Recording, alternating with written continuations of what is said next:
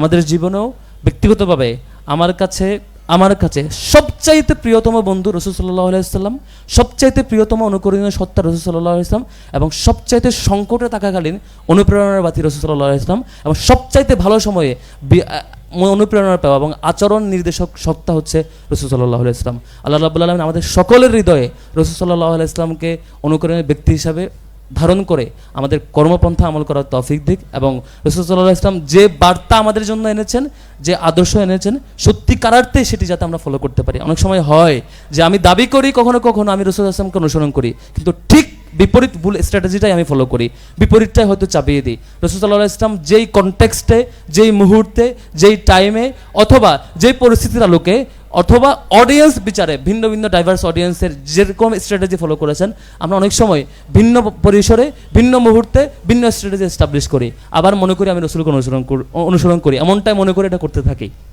আমাদের প্রত্যেকের করণীয় থাকবে, শুধু গানে গানে না, আজকে গানে গানে হচ্ছে, বাসায় যেও আমার করণীয় থাকবে, রবিউল আউয়াল পার হয়ে গেলেও আমার করণীয় থাকবে আমাদের প্রত্যেকে আল্লাহ রাসূলকে বোঝা, তার লাইফের ধরনকে বোঝা, স্ট্র্যাটেজিকে বোঝা, এবং আমাদের প্রত্যেকের লাইফকে, আচরণকে, কথাকে, উদ্দেশ্যকে, আদর্শকে এবং চালচলনকে রাসূল সাল্লাল্লাহু আলাইহি ওয়াসাল্লামের আলোয় আলোকিত করা। আল্লাহ রাব্বুল আলামিন আমাদেরকে সেই পথে কবুল করুক। ওয়া মা তাওফীক ইল্লা বিল্লাহ। শশাসকে আবারও ধন্যবাদ। আসসালামু আলাইকুম ওয়া রাহমাতুল্লাহ।